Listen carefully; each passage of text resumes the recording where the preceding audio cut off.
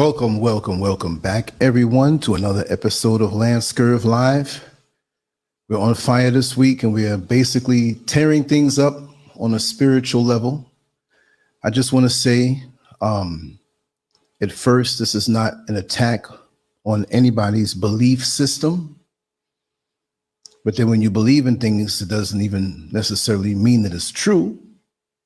I'll lower this down a little bit. I'm looking like a kid in a candy store, peeking over the counter to get some candy. But we've talked about this so many times, and this is not an effort to bash anyone personally or make it anything personal or take out a personal vendetta on anyone or any sect, any part of religion, on any religion. This is not a matter of trying to get hits. I'm very calm. This is not going to be some accusatory, finger pointing, screaming, yelling, getting nowhere type thing. But it's really a sensible approach, a conversation, a dialogue to figure out what really it is, because this is 2023. And in this hierarchy of religion, notice I didn't say spirituality. In this hierarchy of religion, there's just so much dysfunction. There's so much what appears to be mental illness. And so since I don't want to get in trouble with anybody on my definition, let's just look it up right now. What mental illness is. We know what it is, but we just want to be sure of it. Let's pull it up. A mental disorder is characterized by a clinically significant disturbance in an individual's cognition, emotional regulation, or behavior. It is usually associated with distress or impairment in important areas of functioning. There are many types of mental disorders. Let me just go a little further. Okay, let me see if they list this out, or do I have to open up the whole article? Okay, here's a quick one. I'm not going to get too much into the reading. This is a discussion, and I do welcome everybody to come in on the discussion.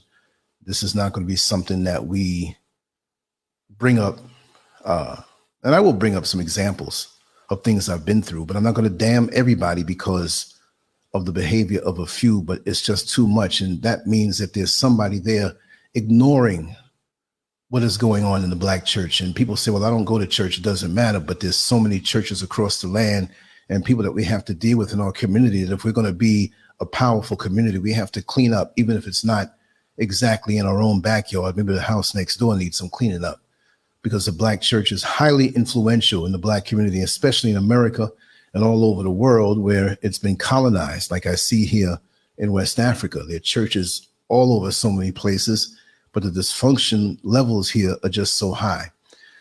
5 warning signs of mental illness. Changes in personality, changes in emotion, isolation, sudden absence of self-care, sense of hopelessness or feeling overwhelmed, right? And I have other examples here, but I can go down the list with the Black church and many of our members that have gone there, people that we've known, and they got hit with the spores, and all of a sudden their behavior begins to change. Changes in personality. You've been hanging out with this person for the longest time. I mean, you grew up with them. Pretty much, you might have started hanging out with them because you're in the same class in school, neighborhood, but you know them quite well. The proximity is what has brought you this level of familiarity. So all of a sudden, you know, you're busy. You're getting out of high school. Maybe they went to college, you went to college, or took a job, went for some training, and maybe got into a relationship. So there's a little distance between you and this person right now, right? So in that, things change a little bit. We grow. But all of a sudden, they come on like gangbusters, and they start pushing religion on you, telling you about your life from what they know. And all of a sudden, wait a second, you know, where's all this coming from, bro? I'm just glad to see you. But why are you shoving all this down my throat? And they have a sense of urgency over and above, almost to the point where they've been intoxicated or hit with a shot of something, or it's cult-like. It's really cult-like. Where am I looking for here? Okay, here we go. It's cult-like, massive change in personality. Everything is church, church, church. You got to come to church. Then they're threatening you, eternal damnation if you don't come to church. But just 6 months ago, they were womanizing. Yeah, we could change from non-productive ways. Just a few months ago, you were sniffing coke. Just a few months ago, you were selling a little weed to supplement your income, and maybe you felt that wasn't too cool, but you didn't say anything to them. But they dropped all of this stuff, and it's all about the church. And every time you see them, they're with the Bible in their hand, and they're reading something, say, hey, man, where are you? Is this the person that I know? Mental illness. Look, I love food. We need food to sustain ourselves. But do you see me walking down the street, say, hey, you got to check out this restaurant, man. Hey, check this recipe out, man. If you don't eat, you're going to die. Well, we know that because we know pleasure and pain are the two highest motivational forces in the world. And when our head gets a little dizzy and when we get hungry and we feel that pain or those hunger pangs, we know where we have to start looking. So when you're full, you're okay. So when you're hungry all of a sudden, but they come at you with this sense of urgency out of nowhere, changes in emotion. Their whole focal point is church. They don't care about their sister no more. They don't care about their brother anymore. What I mean is, if the sister has a couple of kids and they're not doing too good, almost they don't really care about them to give them a little money to get some food because everything has to go in that offering plate. Everything is about church. Everything is about the money that you have to bring to that pastor. And they say, well, it's not the pastor that gets it. It's the church that gets it. But come on now. You see what the pastor has. And not all pastors have riches like that. I'm not stupid. There are some good pastors that have good intentions, even though they're in a hierarchy that is not too good for us. And they'll probably break out of that when they wake up. So I'm not gonna damn everybody, because even some of the bad churches that are so caught up in the control of the people, they will do good deeds. And what, you're going to say something bad about them if they hooked you up with a loan or hooked you up with a whole refrigerator worth of food, 2 weeks worth of food? Now you're sold to them. You can't say anything bad to them. They can be very manipulative also. Isolation. They don't want to do the same things anymore because they're in church. Church, church, church, church. Pastor, pastor, pastor, pastor. It's almost like they learned a whole different religion. They come to this family reunion every year, but they don't want to come because all y'all are not in church. They don't want to check on family members no more out of love, out of their heart, because you're not in church. I'm not going to be with you. For them, church is a cult. It's a mental illness for people that fills in certain voids, certain states of being empty.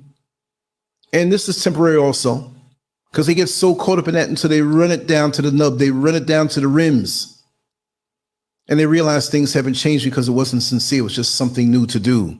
The honeymoon phase, to get away from the mental illness that they already suffer from the inside. And it doesn't have to be church. It can be other things. But I'm speaking to the ones who latch on to religion in the Black church. And just their whole id is about that. Billions and billions and billions and billions and billions of dollars are given to the Black church. But we don't see any improvement in anything or any facets of that same community. It looks the same, dilapidated, run down.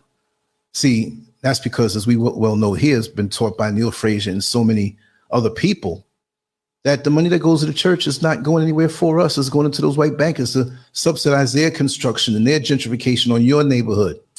So you're putting a noose around your neck for the enemy. So if that's not mental sickness, I don't know what is.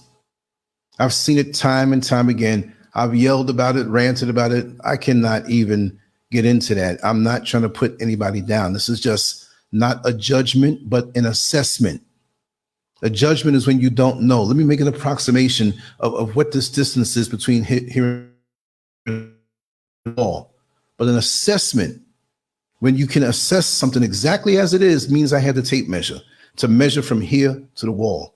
And I just want people, I'm not going to say to wake up, because this is a time of separation from some of our own people who haven't waken up. We can't wait any longer. We got to move and ascend into a positive place. And we're not complaining. We're just giving an assessment, mainly like a final call, because whether you know it or not, World War III in essence has begun. There's just a few more moves with the United States and NATO being attacked, that it's going to be full blown, but they're not telling you that in the mainstream media. So where this will take us, I don't know, but I know if we do have this mental sickness and have a focus that is not directed in the proper way for our community, then we cannot survive past that, because nobody cares about us. They don't care about us. I just finished looking at Tucker Carlson on Fox News. I watched The Enemy also to see what they're putting out to control the minds of others, right? And he slipped it in real quick because he had an interview with Donald Trump. And what he said was, yes, well, we're focusing on things like transhumanism, transgender, racism, you know, those imaginary things. Now, I know the transhumanism they're trying to bring in for real, but those running around talking about transgender rights, we know that that's cuckoo, cuckoo, cuckoo. But racism, you're a white man on TV, and you slipped that one in behind there? Like, I didn't catch that? So we're racism? Well, listen, when I speak about the war, I'm only speaking about the part that touches us, that may affect us, that there is a nuclear situation that goes on. How do we survive? So Tucker Carlson, if you ever see this, and I doubt that you ever will, that imaginary World War III and all this stuff, the collapse of the dollar, it's imaginary. To me, if me dealing with racism and my people dealing with institutionalized racism is imaginary, and all the things that you've seen, which has affected us and helped us into this state of mental illness, then guess what? The stuff y'all are going through, fighting each other, I don't know, is it imagination? Just my imagination running away with me. Ooh. Let me see what's going on here. Let me, oh, wow. We've been running y'all down with the shows, man. The chat room is looking lean, but the good people are here nonetheless. Mrs. Melanin, how are you? Landon Price, good to see you here, brother. Yep. Accommodating. Neffy, how are you? Kay Levy, haven't seen you in a while. Maybe you were here and it slipped, but okay, it's not highlighting. Okay, let me see. Boom. There, Kay Levy, there you go. Indigo King, 1111. Exactly. Right. Good to see you here, brother. And who do we have here? Fair use. I like that. You can't say I'm doing anything with a copyright strike because it's fair use. That's right. They steal things and we do fair use and they incriminate us all the time. Brother Kwame, Big 6-0 here. Feel good and feel strong. Yes, Moonshine 99. I like that name. I'm feeling a little tipsy right now with the moonshine, right? Tracy J in the house. Much love. Good evening, fresh off the plantation now. Yes, I know you are. I know, and I know you're glad too. He's tired of singing them Negro spirituals. Yes, you know, no matter what it is out here, man, we just got to pull our resources together. Like I said, right now, I'm not into the wake up phase of anybody. If you haven't awakened in the last few decades, if you haven't, depending on your age now, right? But still, you know, if you're still in La La Land through the things that they put out there for us, then what can I say? You know, you're in a sad state of affairs, and there comes a point where when the bus doesn't appear to be running, what do you do? Stand in the bus stop all night? Oh, the last bus is at 12 midnight. It'll be here. And you've been there from 11:30. People in the neighborhood, so no, that bus didn't pass by yet. Of course, it's 11:30. So you know when 12 comes and 12:05, 12:10, 12:15, you know when it comes, you don't see it, it hasn't come yet. Maybe something happened to the bus. It broke down. Who knows? There's no way it took another route. You're waiting and waiting and waiting. Now it's 1:30 in the morning. You begin to start thinking, wait a second, this bus may not come. This is the way we are with the system that doesn't serve us and the patriotic people that fight us down because they want to be more into the whole patriotism for America instead of building our own nation within a nation. And I'm wiping my head and I'm getting pieces of thread here. If it's not that, there's flies on my head when I'm doing the walk or talk or rooftops. Fly just chilling out, knowing I can't even see it. Want to get on the camera. But that's what it is. Is this system really serving you? Right? And we all seem that we want to get kind of, I'm not going to say the word with a K, but with a C, clanned up. Not clan like KKK, but clanned up with other people. This is our nature. We're social beings. We're Africans, no matter where we are in the world, whether someone will acknowledge it or not, but they will give you your nigga wake-up call when necessary to let you know who you are. And you so proud to be in their corporations. You so proud to be in their churches next to them. Well, I have a mixed congregation in our church, and we have people of all races, and they don't see color at all. That's why they live in their neighborhood away from you. You know what I mean? That's why, you know, not that they want to marry you and breed with you, but you're the first one. You don't see them touting that. You don't want touting that because you're glad to be next to them. That's another sign of mental sickness. And like they said, how can the people lynch and kill and they say, well, that's the old days. It's not, well, the methods may be different, but they still killing us. And go and sit up in a church and pray to a God and call themselves, I'm just using the word Christian. They're mentally sick too, but the focus is not on them tonight, because how many of them are not mentally sick? They usually are, until stirred up. Like I said, when you put the sugar and you put the iced tea or an iced tea mix and just water, and you don't stir it up, you drink it. Oh, this water tastes so good. This is some nice water. I like this water. This is some fresh water. But put the spoon in there and stir it up, and you'll see what's deep down in the heart of these people. And it's going to come to that, you know, as things are stirred up and they start to panic. They're going to start showing you, every time I wipe my face, I got to get a piece of thread. What kind of cheap rag is this? I bought this on the outside. I was sweating so much. I always sweat.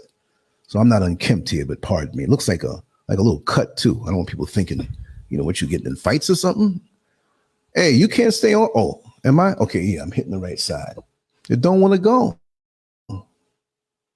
Like that old girlfriend years ago I broke up with, and she didn't want to go. I'm not going. She broke up with Jennifer Holiday. And I am telling you, I'm not going. And that should be the coon theme for the coons in America. And you can stay in America. It's no crime to stay there if you have your plan. But if the mentality stays there where you're not going, you refuse to see these people as bad people. I'm one with them and they're one with me. I'm not telling you to hate anybody. I'm just telling you to love yourself. You love them so much, but hate yourself. Seriously. And that's where the mental illness comes in, because that's a way for many people to ignore what is going on in the world. And only when the pastor says certain things or instructs you, because you become a crony for them, an imp for the pastor, you're to ignore everything else. You're not supposed to think about anything else or plan your own moves. Everything is through the church. If the church don't approve it, it ain't happening. That's why some of your marriages are jacked up and had a chance to heal back up. If you dealt with a real person, that person of wisdom that we get rid of and throw in old folks' homes or assisted living facilities. They get too old for us to take. They're too much of a bother. See, a child, many people think that, but they're not going to say that. But they know that child's going to be up to be able to get on their own. It's just going to go down with the elderly. So they don't want to be bothered with it unless they have several $1 million in your name in a will. Right. But those are the people. See, we've deconstructed the black community so much. And like I said, the church had its role back in the times of slavery because it brought us together. And it was much more than worshiping God. We strategically spoke on how to survive in the midst of something that was real for us, death. We were in a Bible study in a church. I'm talking about years ago, back in those days. And while they're acting like they're studying the Bible, they're whispering to each other about a slave master to watch them to make sure they weren't doing anything revolutionary or speaking on breaking out or even a revolt, a slave revolt. We're not slaves, but that's what they called it in the history books, in their history books.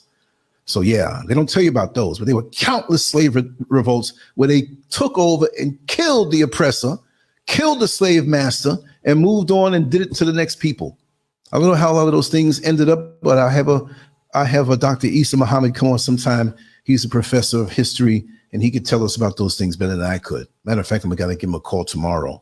We need him now. We need him to break down some facts, especially to tie in what's going on in the world. Also, Brother Malik, I got to get him on too, because these brothers are so well versed in history and the black struggle that they can give a different perspective, which is very, look, what's going on here? I do not have makeup on my face. Let me wipe this thing off. What kind? Maybe I had to wash it first or something before, because it's shedding all over my face. It's shedding all over my face. You don't have to say a word. Oh, yes. Let me look in the chat room here. Master Glam in the house. Good to see you.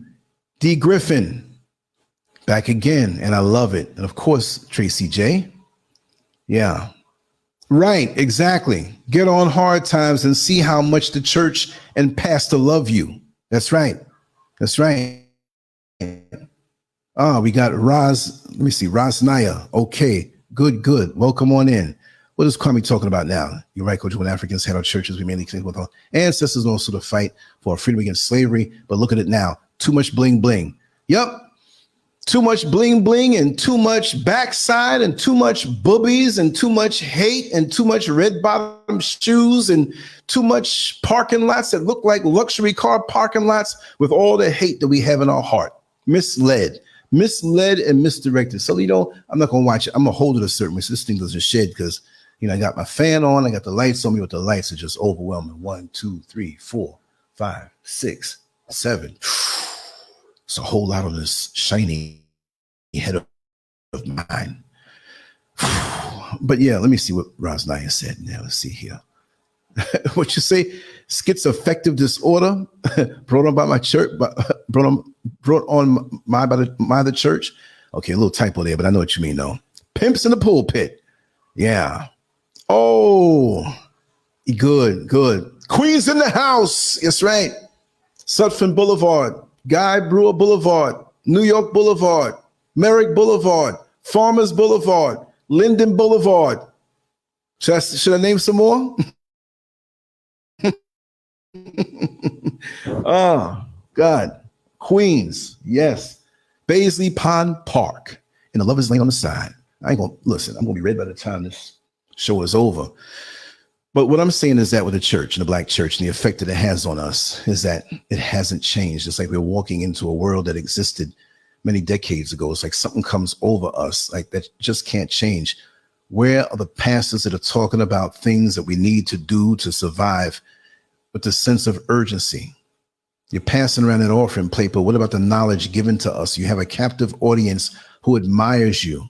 It's hero worship. It's celebrity worship. Now pastors, some of the big ones have bodyguards that are armed. Why? If they're doing right by the people, why?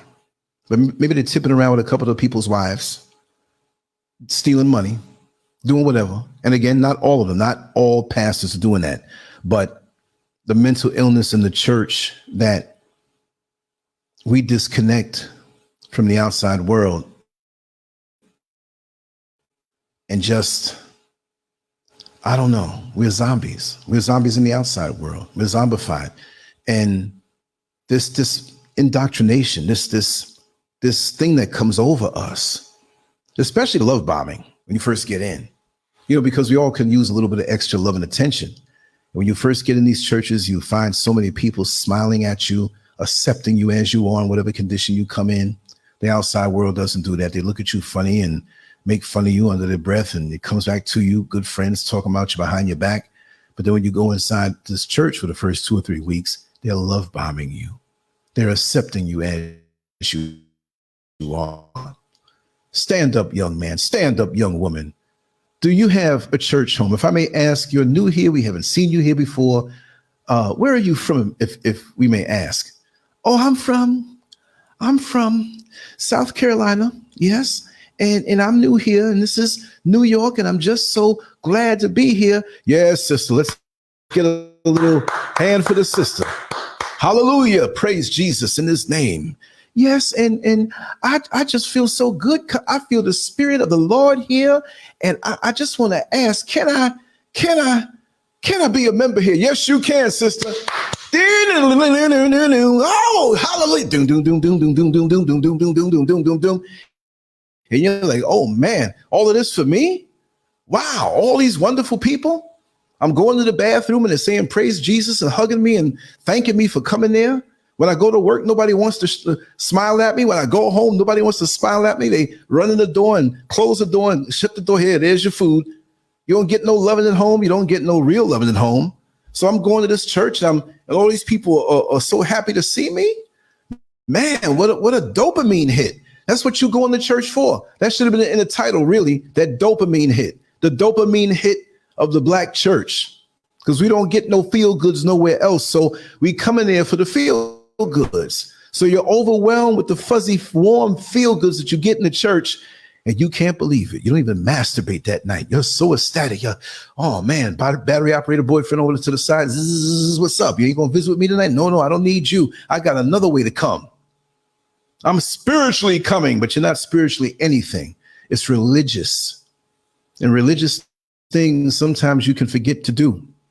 I hope you don't forget to brush your teeth because you're going to go to work with your breath stinking. I hope you don't forget to wipe your backside because that part of your body is going to be stinking, right? But you can forget these things sometime, more so.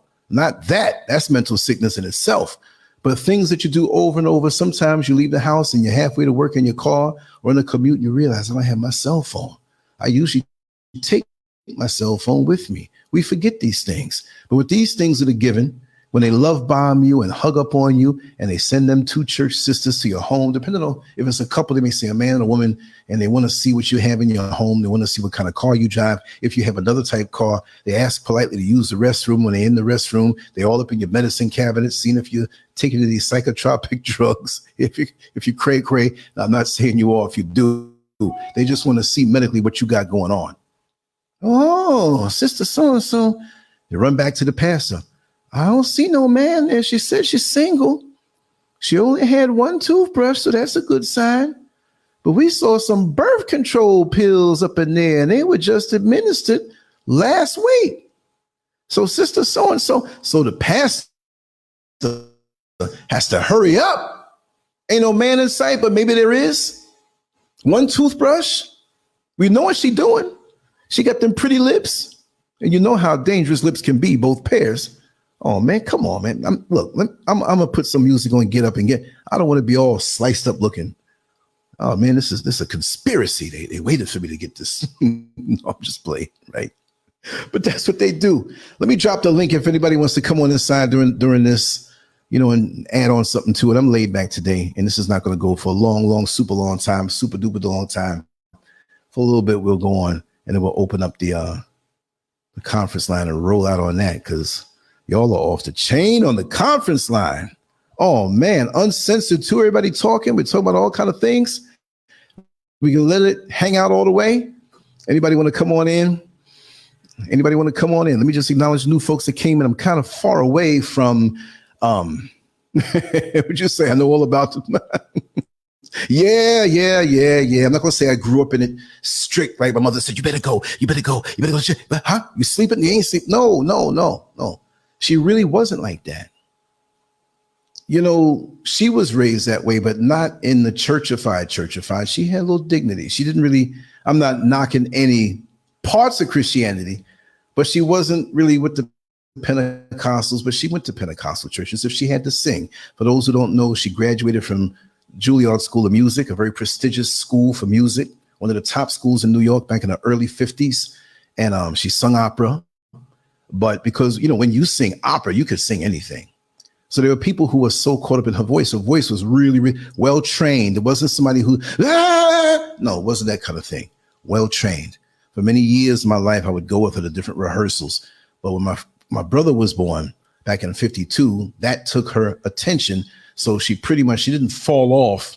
She just, her focus was split. You probably would have known her more than me. You probably said, that's not your mother. She was destined for world fame, I would say, not because she's my mother, but because of all the people around her that were kind of disappointed that it never really happened. And you know how my brother was on drugs and she was looking out for him and all this and all that. But make a long story short, because of that, weddings and church services and funerals, we were in so many different churches, and she had one or two churches that she would go to on a regular basis, which may be once every 2 months because she's somewhere else doing something. So I was raised in a whole bunch of churches.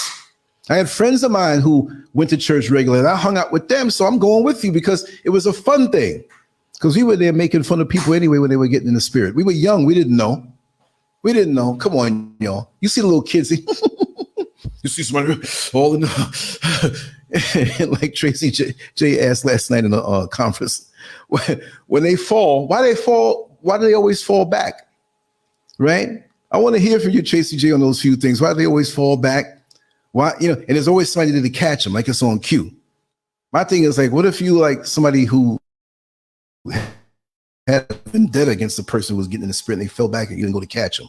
Boom! They get it. Look, if they're really in the spirit, they're gonna feel it. This big hit of mine is gonna crack the ground. I'm gonna catch a headache, and everybody in a 5-mile radius of where I am is gonna get a headache. That's how big my head is. So that's why I'm actually 10 feet away from the thing. No, I'm just playing. I'm like a 1.5 feet away, right? And I keep using this thing and complaining.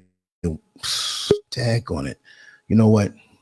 Let's put on some church music for a second and let me go and get another towel that I have to be worried about picking my face with. The heck is going on? All right, here we go. Here we go. Here we go. I'll be right back, y'all. Oh, we got no, we're not gonna put no music on. We're gonna let Tracy J talk. I didn't even see her, but your thing is not okay. Here it is. Here it is. Tracy J, you are in. Hear me? Let me hear from you while I run to get another towel. I'll be right back. You with me, Tracy J? I see you. Do I have something jacked up over here? No, everything over here is good. Let me hear you, sweetheart, if you're ready. If you're not ready, I'll put some music on and grab that big behind towel over there. I have to lay some serious hands on you. Ha! And that brother in the back. Ha! I know what kind of spirit you have. Ha! Every time another brother goes back to the bathroom, ha! You get up like you gotta go pee. Ha! And you stay in there for 20 minutes long. Ha! And your knees on your pants are dirty. Ha! It's that down low spirit. Ha! I'm bugging. I'm bugging. I'm bugging. Let me cut this off. Oh, don't get me started. Don't get me started. Let's okay, we got the sound right. You can hear me correctly? Right? Let me see. Hallelujah. Let's see. Grab your neighbor and say, neighbor, right. It could be your next door neighbor that you can't stand, and they're in there with you. You know, they're running up and down the aisle. That's right. Look, when I get the studio really set up and I can put one of the cameras far away, I'm gonna do a mock church service. Yes, I am. We're gonna have some very shapely sisters that are there, scantily clad, and we're gonna have a couple down low acting brothers. We're gonna show what the church is all about. You know I'm nuts. The tambourines, right? And the Mahalia Jackson fans, the little fans that had Mahalia Jackson. Remember that one? That's an old one. You know, the little popsicle stick type of, yeah. And everybody took one home. It was always like that. Yeah, we're gonna do some Pass the Lance one day. Queen D, the truth seeker. I'm gonna do a full-fledged production, nicely shot. I'm gonna do something that's shot. I'm not just gonna do it live. We're gonna do something shot first and I'm just gonna surprise y'all. I've always wanted to do that. Like a spoof, but I'm gonna get down and do the real deal. We're gonna take an hour on that one. I'm gonna give a sermon, you know. Somersaults. I have yet to see that one. Yeah. One day you're gonna see it up, just gonna say Pass the Lance. You're gonna see me up there, and I'm gonna have my little purple robe on. I know the colors now, you know. Maybe I can pay one of these guys to actually get up in a real church during the week. I got to start scoping out churches to see which one looks really, appropriate. Let them know what I'm doing too, They may not like it. The dopamine hit, that's right. Like I was saying earlier, every Sunday in church is a mastermind of ignorance for that hit of dopamine. Golden Corral after that. For real. Golden Corral. And look, Golden Corral benefits from the black church. So some of the people, especially in the South, and some of the Golden Corrals in the South that I've been to, oh man, they can be racist as hell, but they're gonna be smiling for you because you're bringing that money. And them big church ladies, boy, they can eat. Right, if your daddy saw you, he'd rebuke you. You fell off, you're backsliding. Kevin Clark. Whatever way they do it, right? I know I'm nuts. I know you're over there laughing, Kevin. He's like, hit it. Because we used to have some neighbors of ours who really got down when they got in the spirit, and they'd grab their skirt and, Mashunda! Oh, Mashunda! Oh, you're like, what the hell? Mental illness, y'all. Oh man, I'm making fun now. I'm making fun. I shouldn't do that, but you know. Yeah. The ushers with the white gloves passing the orphan plate. And the old church ladies who were like ushers, they were ushers, but they had them glasses that you see them from the side, the eye was regular, but when they look at you, the eye was huge. And they can look at you across and you can chew real slow. And they tap you in the shoulder to make you get rid of the gum. Ain't that something? Let's see what's going on. What do I pass in here real quick? Hold on. I'm sorry. The Bible is a joke. Evil and wicked by the Greeks and Romans. Believe in those scriptures if you want to. Anytime you practice death, your spirit is evil. I put you on. And when she just came, I got to put that one back. Let it linger. Let's tarry with that one for a while I wipe my face. Or at least this towel doesn't leak off on my face looking like I'm all cut up. Yeah. Let's crack a barrel.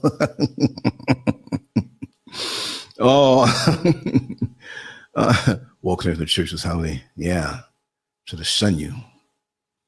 That collection plate goes around about 4 times. I see them jump all the way down from the altar and take off running. Yeah, because they're happy about getting that money. You got to bring that man the money. Like Muhammad Ali said, you got to bring that man the money. Crack a barrel. Y'all are cracking me up over here. Let me drop that link one more time. See who wants to add on. If not, I'm going to continue on. We're going to make it happen. Yeah, with the quivering hand, feeling the spirit. Oh, y'all are masters of this thing. Y'all know. And they have a collection plate right before the service is over. Because when you try to slip in late, forget it. You think, okay, it's going to end in 5 minutes. And everybody's getting their coat on. And there's that other, and it hits you. You can't get away. And what's worse is that you didn't even hear the service and you got to pay. So what's up? They don't care. Oh, okay. Let's see. Indigo King. He was just going to say it. Oh, hello, Shanda. I came in a Honda. I came in a Honda too, but it wasn't in church. Master Glam in the house. Drum roll, please. Talk to me, sister. So I know you know, Lance. I don't need a drum roll, Lance. I need the tambourines. You gotta have the tambourines. I know about that. Go ahead. Talk to us, sister. Glad to see you in. I know you got a lot. Let it all hang out. Hang out. You know, have you ever been to one of those churches every couple minutes, the band will start playing, they'll, whether it's somebody on the piano, like when the pastor says something, they'll just play a little line, they'll be like, or they'll hit the drums and stuff like that. The pastor will say something and you hear him say yeah. It's to get you excited. You know? Get you jumping. But I think that's why Black people love going to church, though, because Black people we love to get down. So you know, it don't matter what culture of Black people. We love music. You know, we love the rhythm, and then like we were talking about yesterday. You know, we're looking for somewhere to heal. You know, somewhere to bring our burdens to. You in Tracy J? I cannot hear. Let's give them a conference line style of talking without really risking everything. All we need is mixture faves up in here. It's a wrap. I'm gonna say y'all are crazy on the conference line. I may drop in and say a few things, and I don't mean just crazy. You say some very intelligent things, but when y'all get down, sometimes you have me cracking up. Tracy J fell off. What happened? Okay, we'll keep talking, Master Liam. Go ahead. You came in. Come on. Let's and she's back now. Mic off. When I turn it on. Maybe are you connected to your Wi-Fi or something? I had to it's better if you just use the phone and not the earpiece and stuff. It be acting weird, it's real.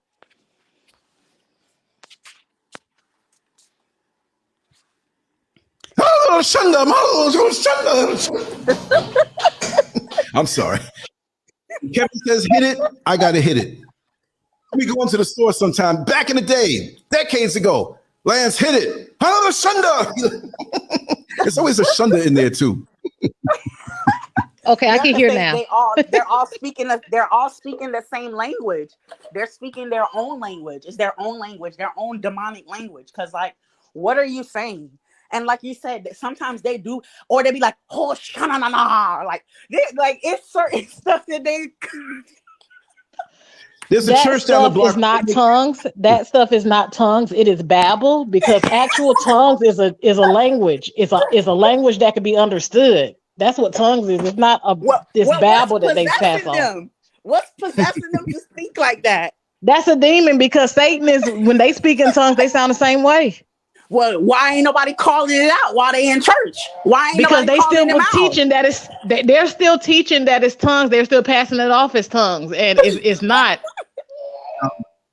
And what about the pastor and his entourage? Don't they walk in like Puff Daddy and Mace from back in the day? Like they walk in with the glasses on, the black suits, and all this stuff. Girl, I swear to God, I went to Hammer. visit this one church, and that's exactly how they did it. And I'm telling you, just like the tambourine, like they started playing music and stuff like that, and they waited for the pastor and his wife, the first lady, to walk down the aisle. And girl, I swear to God, he had security. That's right. He walks in like a celebrity. He walks in like he has like 50 dudes around him. Like, don't touch him. Don't touch him. He's anointed. He's right. Anointed. I know the pastor wants to do a little anointing to some of them fine sisters up in there. But these days, they ain't no mind. They looking at the brothers, down low pastors. What's up with that? They always been there. But they got a fine so-called first lady. First lady ain't no first lady no more. She's the last lady he looking at. They looking at them boys. Did you all see? Sorry to take. I just want to say one thing. Did you see that clip of the pastor's son, who evidently has access to the church? He took his phone, handed it to another guy who was there with him. I'm just going to tell you what it is.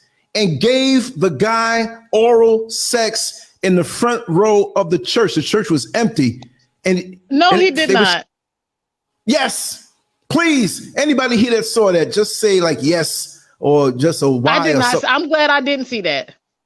No, and it was clear. I couldn't. It was disgusting to me, right? But it was. I had to watch it to be able to say what I saw. But homeboy was all into it, and the guy didn't show his face. But homeboy was doing the damn thing in the church, and the guy who was having it done was getting the angles to show, okay, you see this going in his mouth, but you see in the background the cross and everything, and he turned around and all the seats and everything in the church. That's demonic. That is demonic. That is. You would go to a place where you're supposed to so-called worship, a place that you're supposed to whatever. What are you there for? This is a joke for some of them. And let these people play with you. Let these demons play with you. I'm telling you, these demons, you will find them in church. You will find them at work. You will find them anywhere. And why? It's because they've allowed a demon to possess them. They are regular, everyday, average people just like us. There's nothing separating us from being different than one another. Ain't no believing this that makes you better and this and this and that. These people are sick. They are mentally ill, which is why they could even think that they're better than you, or that they make better choices than you because they believe in something. They believe that someone is gonna come back for them, and like, ain't nobody coming back for you. Y'all need to stop. And this is a mental illness. You're in the church every day doing what everybody else is doing, but yet and still, when you gather there, a lot of them act like they are holier than thou, and they're doing the dirtiest things, and it'll be the pastor doing the most dirtiest things, the pastor. So yeah, I know it's not all the churches, but it's too many of them. And it's like you're watching a show. And like I said, that's why a lot of them go to church, because it's like a movie for them. And every other church is a different theme. This is a movie. Right. And then the pastors, they're the most materialistic people on the planet because like Kwame said in the comments, how many cars do they own? I know preachers that have every Sunday you'll see them drive up in a different car. And they're not even driving their own car. Somebody else is driving and they sitting in the back seat like, you know, they driving Miss Daisy or something. Literally. And I know some of y'all seen it. Y'all, people who's listening, you've seen it. People in the chat, you have seen it. They literally come in. A lot of them come in like they are superstars. Like and they have bodyguards. The deacons are their bodyguards. This is like real. This ain't no stuff that like go to some of these churches and see some of this stuff that's happening. And then they want you to come there. Come there for what? For that Well, they want mental you to come there, right? manipulation?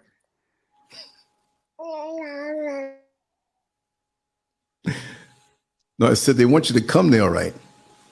Come on, There was one pastor that was on. Yeah, No, Lance, I you've missed been that crazy. part. Well, I like, missed hey, that part. and I need some of that service. I'm giving you service, and I want some service because God has made you in a special way, and I want to let you know how special you are. I can promise you all of this. Just come on back in the office with me. He want to test and see how special it is. That's what he Yeah. want to do. He want to see how special it is. He wants to take your anointing from you. That's what he wants to see. This is all cold words. This is all I want to take your anointing. They're gonna they're stealing your energy. So they're stealing your light. So when you want to produce something, you want to be somebody, you know, you want to accomplish things, you know, when they've stolen your energy, when they've molested you, or if they've raped you, or when they have you in an affair and you're distancing yourself away from your family and your spouse. Like that's what that is. That's what that is. This is all cold words, y'all. Cold words. They want you to accommodate them. I'm so accommodating. You remember that? Dr. Umar made me suck his dick. Right? I played it for you. That's what she said. It's on the video. No. I slipped it in the call on Patreon. I told you to go to the 5-minute mark and you heard it. I found it just for you. You know, I can be accommodating. This is what the girl said. You know, and people take advantage of me when I'm so accommodating. And Dr. Umar, I thought he wanted to put my story out. I'm not putting down Dr. Umar. He's a single dude and he has a penis. Penis possession is very hard to maintain and keep in your pants. There's all these pretty girls out here. But that's what she said. He came over to talk to me about what happened to me in the IRS. And you know, can I be real with you? Can I tell you something? Can I be real? Yeah, sure, you can be real with me. Dr. Umar made me suck his dick. Man, I found that mute button so fast. I wasn't even a laugh. Please laugh. I was like, whoa, what are you saying? Yeah, but then after, no, she didn't say after she did it. She said after he didn't want to talk about it. After he made you and after, but you're accommodating. Yeah, right. Plus she was flirting with me after that. Anytime, Lance, you want to come to Maryland, you know, you always have a place to stay. I was like, and she'll be saying on somebody else's show, LANCESCURV made me something. No, you ain't gonna do that. See, let's swing it back around to Black church, right? Oh, back in from my past, people can say that, but no, I'm not gonna be the person I am now, come and then do that and then run off and what. No, what I'm saying is that you have these women who come into the church for the purpose of going after the pastor and his money, and he's willing to accommodate them. You see what I mean? I'm not going to knock them. All of it is a big ball of chaos and madness. But in the midst of them all doing their thing on that decadent level, they're trying to make it all look holy. That's what gets me. If you're going to do what you do what you do. Don't put it out in front of the face of the kids, but this is what it is. But don't try to dress it up so holy and put God in it. You know what I mean? What you think about that? Well, the pastor has always had his pick of any woman in the church anyway. Because if you look at it, that's the single women and the married women. And the reason why is the women are looking up to the pastor as this ideal man. He's the dream man for them. And for the ones that's married, their husbands, aren't like that. Their husbands aren't, they aren't knowledgeable like that. Their husband don't have charisma or anything. So they're looking to this pastor like, this is the man that I should have married. And so you have all the women single and married in the church that's idolizing this one man and wanting to be with this one man. And that's how the pastor, he can just do whatever he wants, whenever he wants, for anybody's woman. I mean, he pretty much controls the women in the church, and he'll use that to his advantage.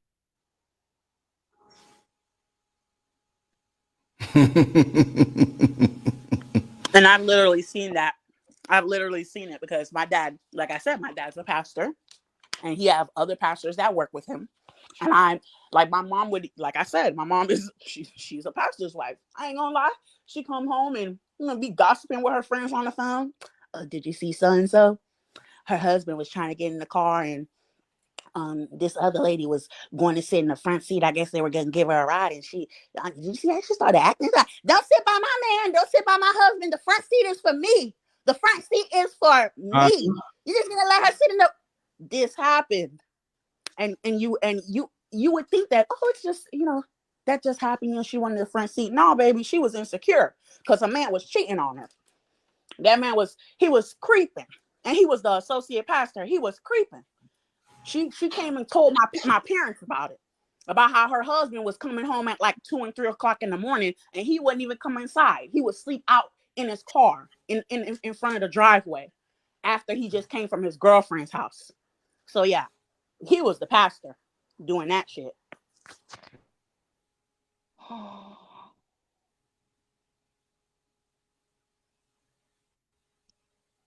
And they also know the leverage that they have over people, and they abuse that. Yep. That's emotional manipulation.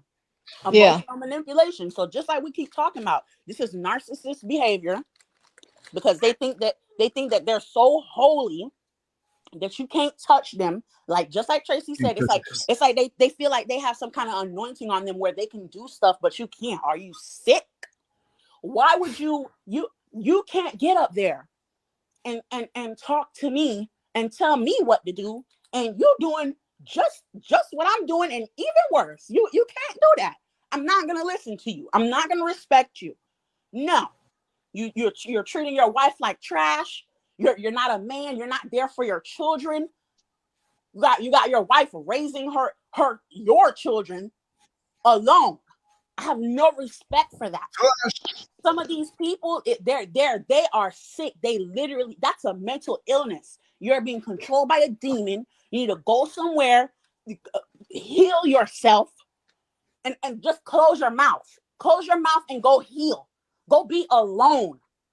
Because you need to be alone. Just like this man, you can't even take care of your own child because you're so worried about vagina.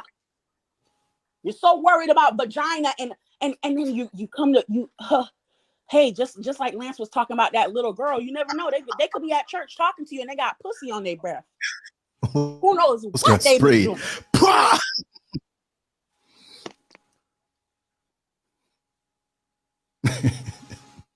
When you said, I had a mouthful of juice. I almost sticky. I had to process that twice. I said, did she say what I thought she was going to say? I mean, come on. Like, you don't know. They're doing all this stuff, so it might as well be. You never know that. Who knows? And like you said, they might have some penis on their breasts. Like, hey, they might like it that way. I'm telling you. And didn't I talk about this? Didn't I talk about that pastor? This is real. I did not talk about that pastor. He over here preaching to people and stuff, cheating on his wife, sleeping with another minister, a so-called minister. What? And then you was with the first lady having threesomes, and now you don't want the first lady. What happened with the first lady? She was doing everything you wanted. She was licking it. She was sucking. She was doing everything while you was getting everything. You was getting pleased. You wanted a man, she gave you a man. You wanted a woman, she gave you a woman. Like, how do you turn your wife out like that? Girl, he don't even have any respect for you. For him to be doing all that with you. And then you got freaky. At least stay with her. You know, some of these crazy white folks, when they be doing all of this crazy sexual stuff, at least they stay with their woman like, yeah, that's my beat. That's my beat. She do what I tell her to do. But you left her. You left her for another woman, and you're the pastor. You should be ashamed of yourself.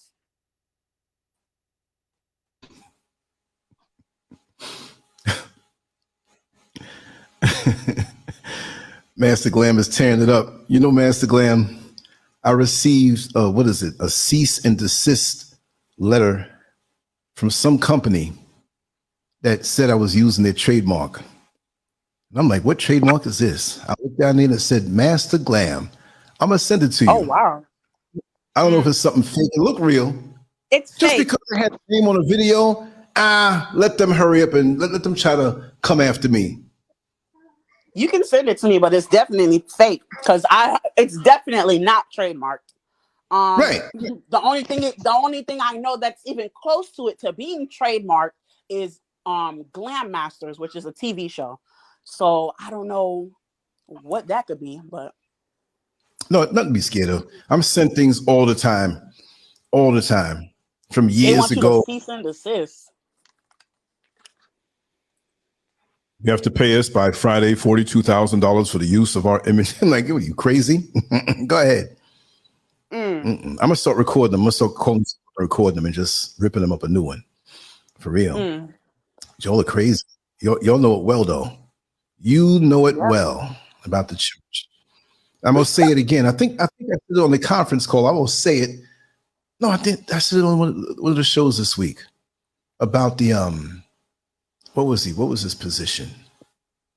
Oh God, he wasn't. There's a deacon, and this is in Orlando, Florida, and he was in the Navy, Army Reserve. So you know, the Army people consider the Army Reserve like, yeah, you're not a real soldier type thing.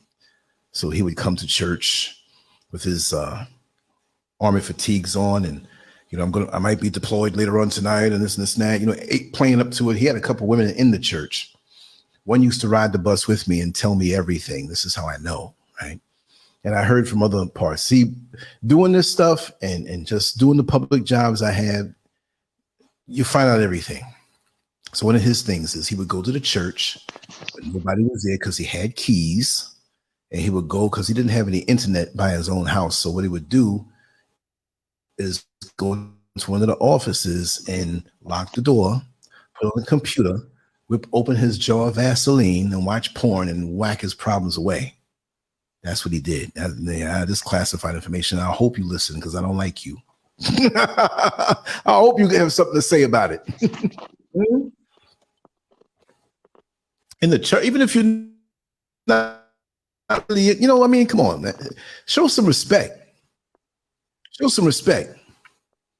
Certain things you just don't do. Even if you don't believe in it, you playing with it. You know, not playing with that. I'm just saying playing with the whole idea of this thing being real. Respect the other people who may be there. I'm going to show people respect, but I'm going to tell my truth too.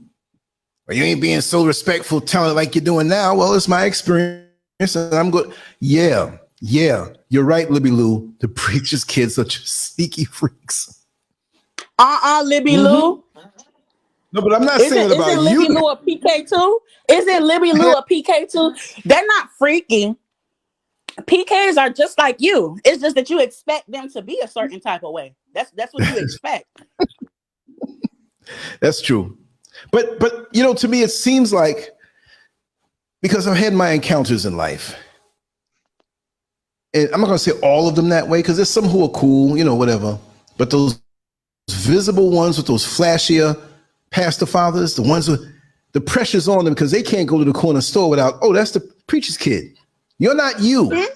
You're not your name, but you're the pastor's kid. Everything is looked at through the framework of that 24/7. So when some of them, not all, get behind closed doors, it's on and popping. And I have dealt with at least two of them. And they get off on the decadence. They get off on the decadence. I'll give you a little display. They'll be like, and this was two unrelated situations. And they both kind of said, they said, I bet you didn't think that you'd have your thing in the pastor's daughter's mouth. Now, did you? Oh my God. Really? How's it feel? I'm like, man, you see that mirror behind me? Look at that, all that back there, but I do you. I'm like, blast off! Doom, doom, doom, doom, doom, doom, doom, doom. All of a sudden,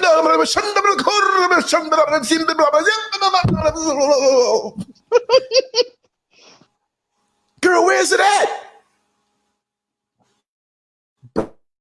God, I love you. No, I'm just playing. Oh.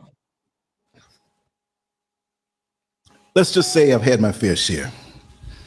Then the one that want to read the Bible and quote scriptures when you down there, crazy. And they ain't acknowledging you, they just reading. But they get a little tense sometimes when certain, the Lord is my shepherd, that shall not. It's like, yo, how do I get myself in these situations? Now, that wasn't a preacher's daughter. That was somebody in the church.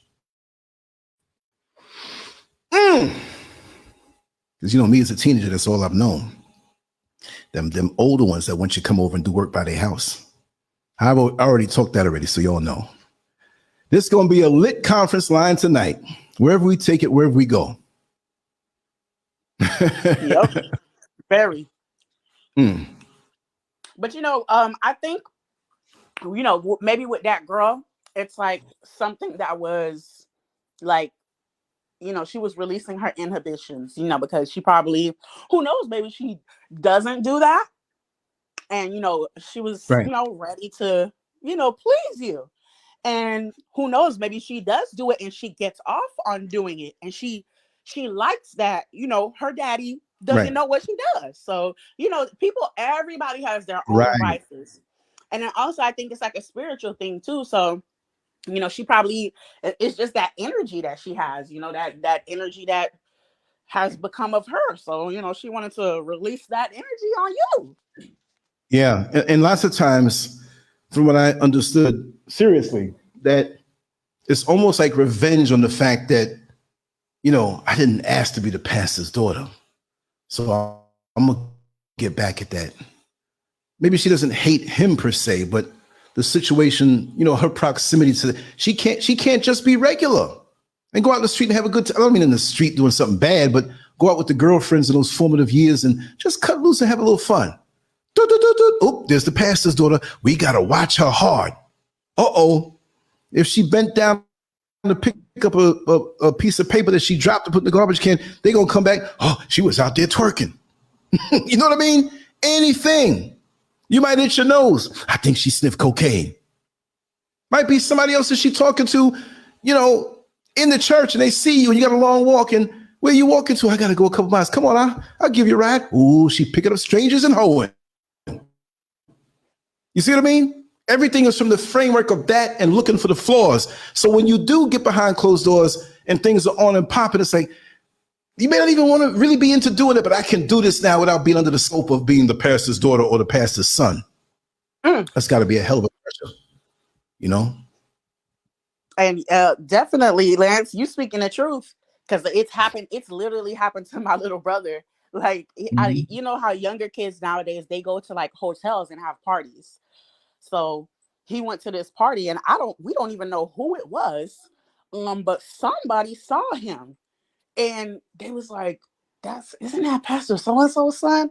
And literally told my dad in the next morning, like my dad found out about this early in the morning. So this person had to like, what is this? Is this an emergency? My dad was like, somebody told me. Well, first he was like, he interrogated him and wanted him to tell him where he was at last night. And he was like, somebody told me that they saw you coming from a hotel. Like, what were you doing there?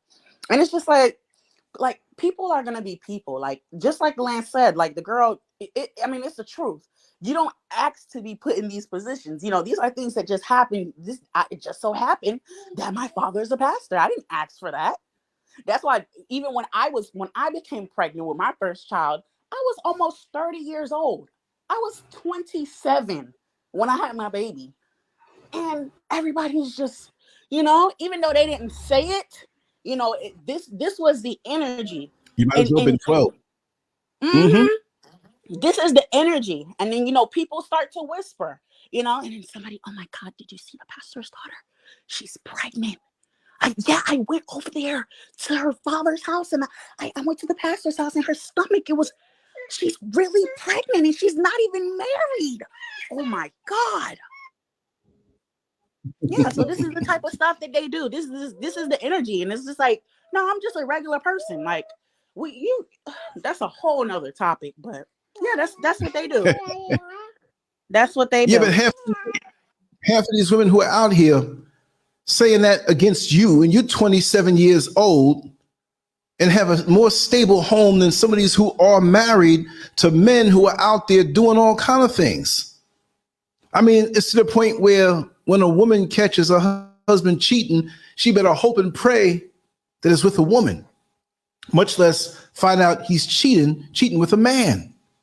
Because that psychological thing that hits her like, wait a second, he's into this, but he's with me? Then who am I? Best when, I'm not saying it's a good thing. I'm just saying in this world, what would you rather? If you had to make a choice on, pain is pain. Deception is deception, and betrayal is betrayal. We understand that. But really look at it. I'm not saying this to condone a man's behavior for going out there and stepping out on his wife. But if you had to find out, which one would you choose? At least you can, the question that a woman says, well, she don't want to know it first, but after a while it's saying, what did you do with her? What does she look like? Does she look like me? Maybe she's more beautiful.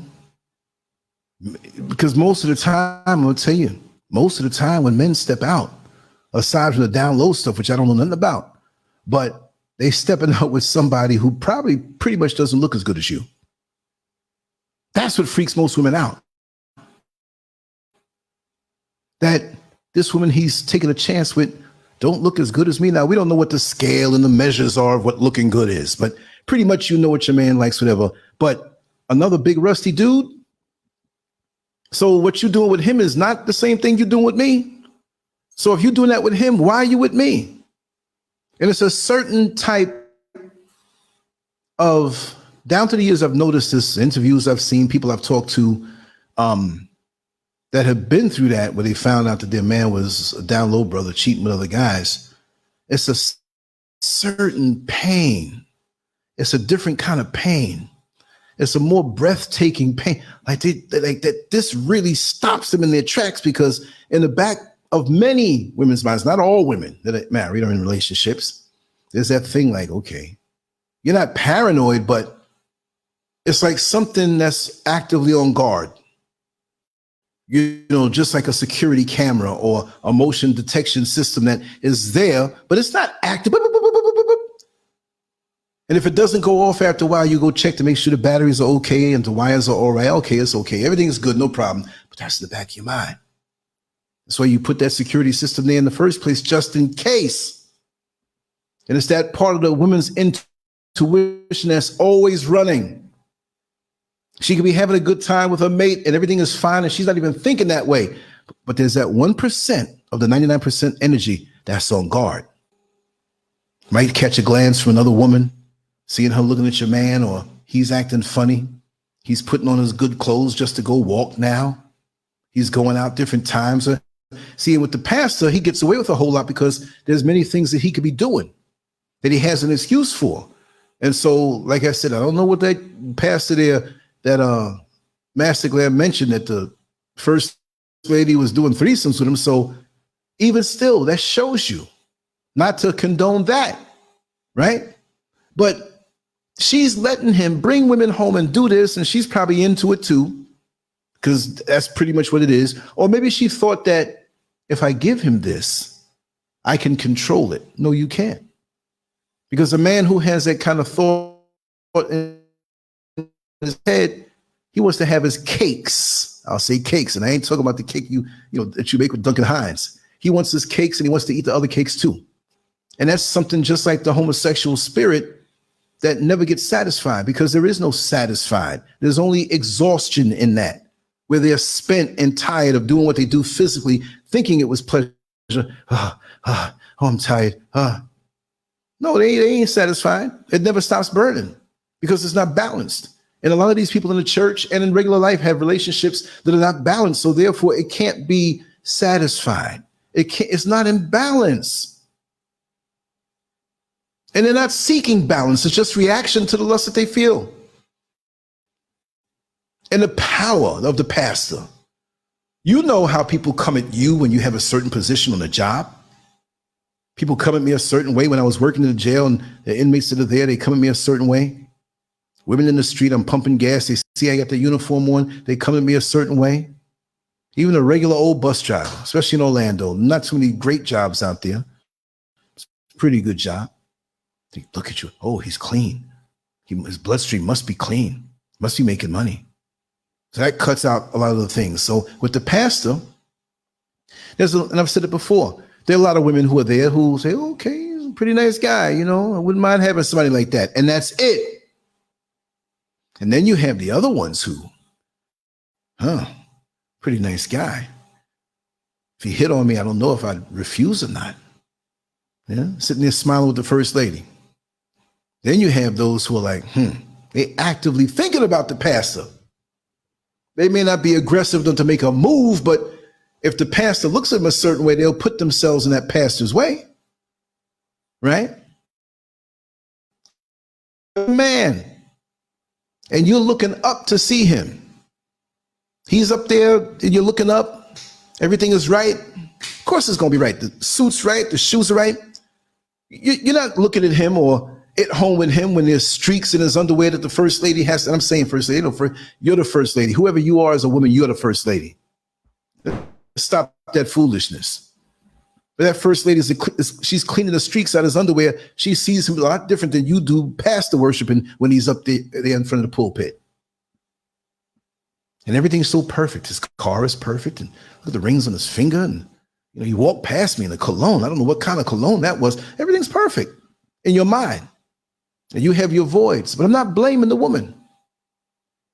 Because very few men carry themselves in a way that would hit you that way. We working. We trying to make ends meet for our families and do what we do. You got all week now to wait and sit down and look up for the whole hour or 2 hours or 3 hours at this man, and all kind of thoughts are going through your head. You might have just broke up with somebody, but this man in front of you looks perfect. He's saying all the right things. He's feeding into your spirit. And there's another factor involved that many people don't understand.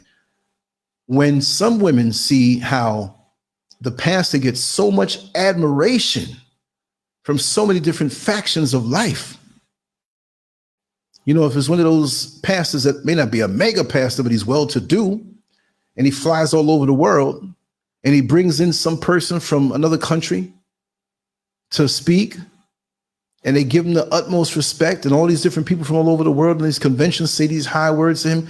So, oh my God, look, let's be real. It doesn't mean it's anybody, but for some women, that makes them quite moist, because in their fantasy, it's like, he's admired. He has money that y'all are giving to him. He has this relationship and she looks happy. See, a lot of times these women that are out there that fall weak for the pastor, it's not like they're being mean and they're a homewrecker. They're just superimposing their life that they feel may have some voids in it onto his life. And a lot of times it start out where they don't even mean anything like that or sexual or whatever. They just like, wow, they're the example for me. They're the ones that I strive to be like. I want to be like her so I can have a man like that. And we can't stop ourselves from thinking. And we think things and there are no lines that to cross. So in the middle of the night, when the pastor's imagery flashes across her head or in her head, remember, like we say, everything that you look around and see is a product of a thought. Everything. I'm looking at that light. I'm looking at that green screen, that computer. I'm looking at that mouse, that pencil, that pen, this thing of juice right here. Somebody made this. It was a thought first before it manifests. So all these things that we see out in the world that are manifesting right. Oh, I'm sorry, Mr. I'm running my mouth. I didn't even see you down there. Your line is open, sweetheart. Go ahead. Go ahead. I'm looking up and talking and whatnot. Sometimes I gotta look down and whatnot. Come on in when you're ready, sister. But a lot Hold of on, time. guys. Yeah, go ahead. Go ahead. Go ahead. Yeah, I was gonna say, don't forget about the pastors also who they might be dealing with negative energy from people who want his spot also. Cause just like you said, when they see like the pastors getting like all this attention and stuff, or they might think that, oh, you know, the pastor's getting all these women and stuff like that. They think a lot of them think this stuff. And some of them they want the pastor spot. So they might be like those deacons, like you said, that were, you know, lined up at that girl's house waiting to take turns to be with her. So it's like this is all about energy. So like these people, they have this negative demonic energy within them, and they're just worried about sex. They're just worried about sex, money, and power. These are the people that's in the church.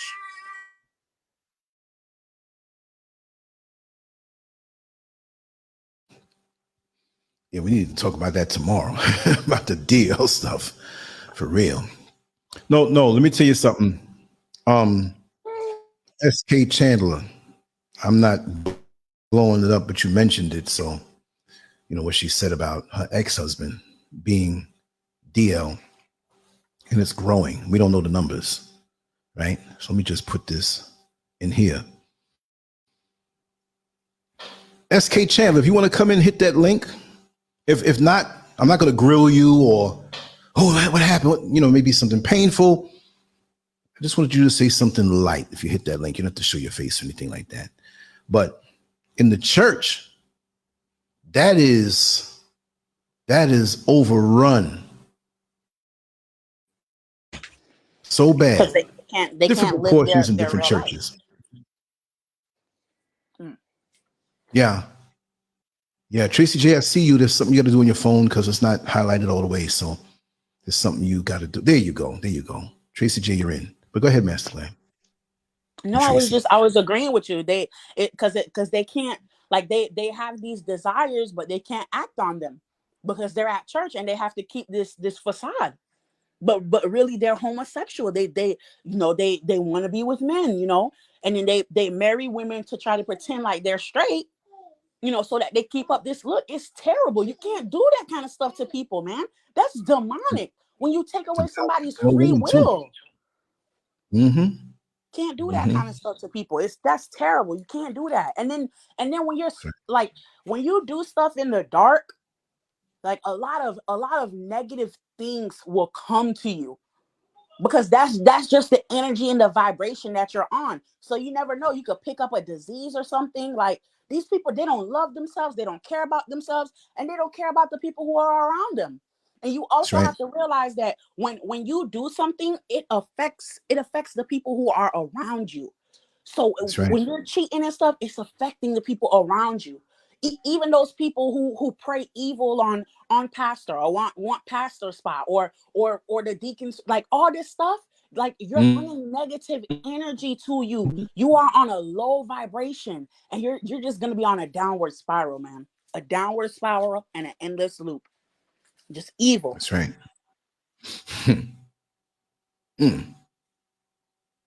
What you got to say about that, Tracy J? She over there muted.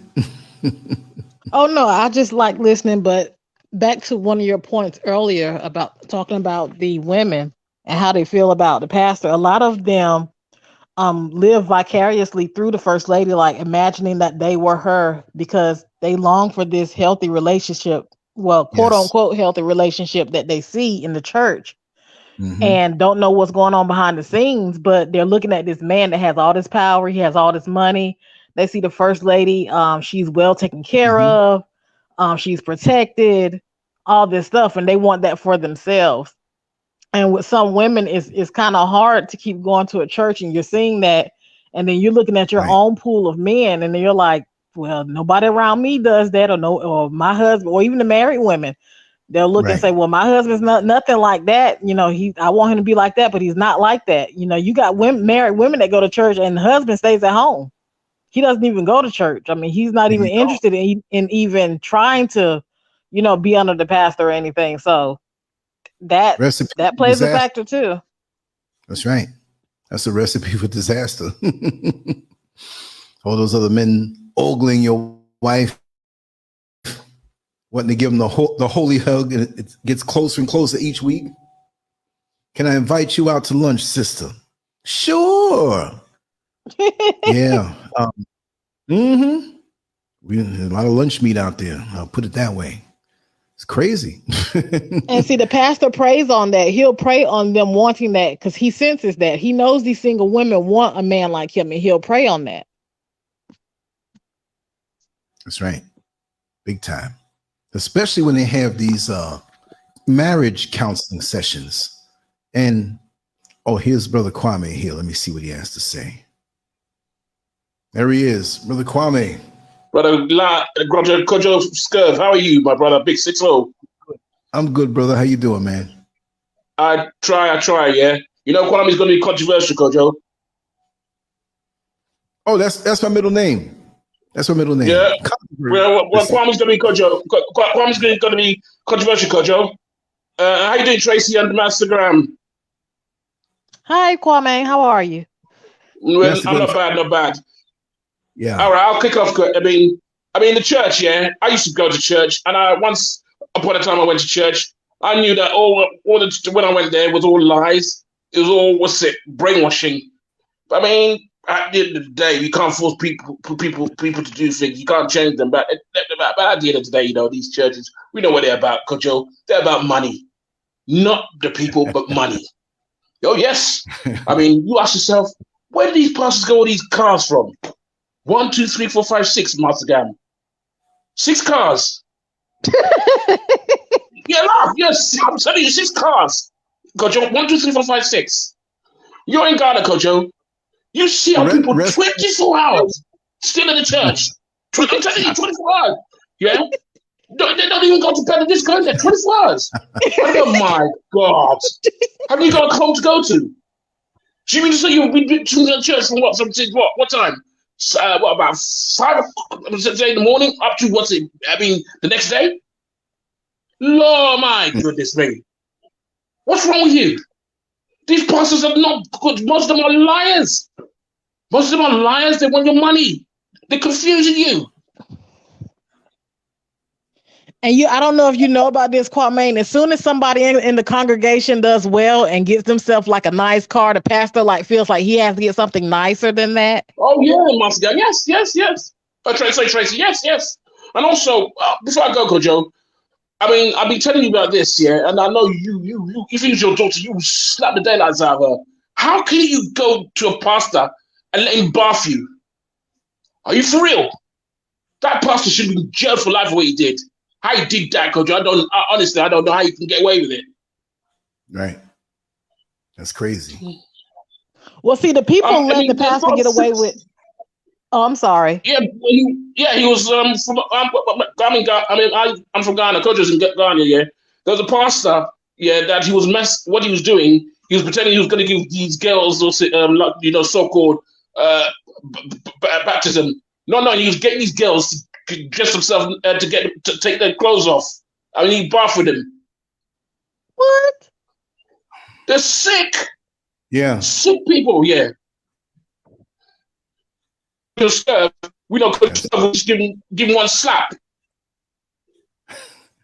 No, I did that. One slap. You should. I support you.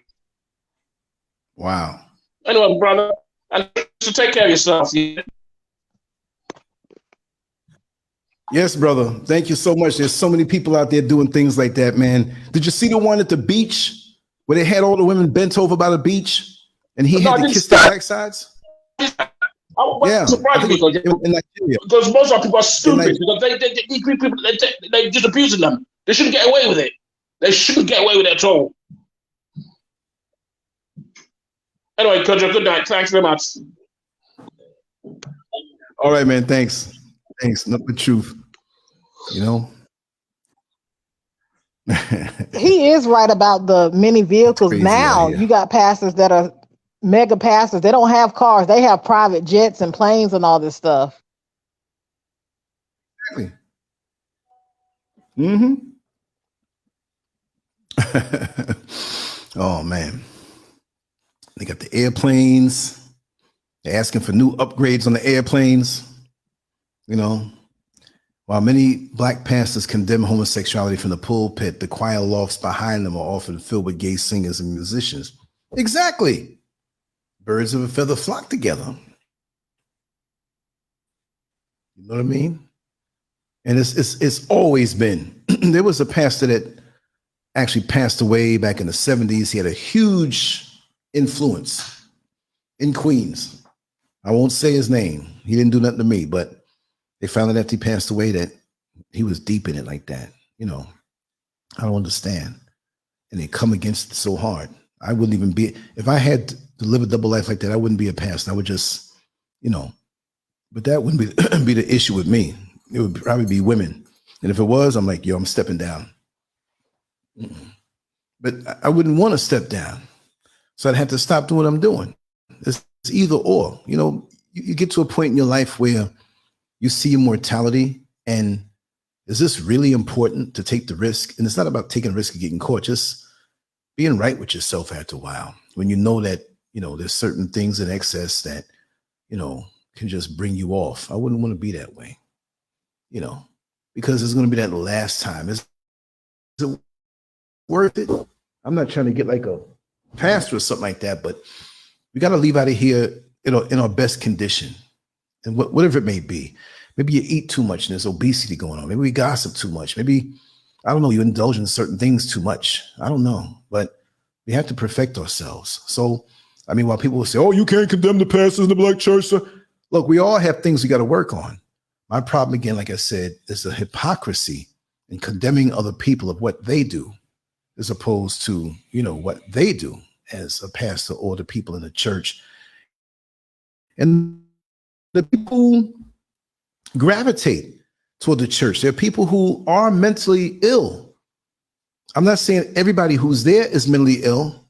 I could say that, right? But I'm not going to say that. But there are some people who really are off, and they need help. They need intervention, right? But they're not going to get it there. They just fit in where they fit in, and they can continue with their mental illness and fit in. And these people have jobs and make money. Just because you're mentally ill doesn't mean you're sitting there. Doesn't mean you're just doing that. You be very intelligent and have something that triggers you off, and you're living an imbalanced life. You know, you need to be back tuned up again. I look at it that way. The Catholic Church views as sinful any sexual act not related to procreation by a couple joined in marriage, but they do nothing about the priest with little boys. Exactly. They so far gone. They don't want a woman.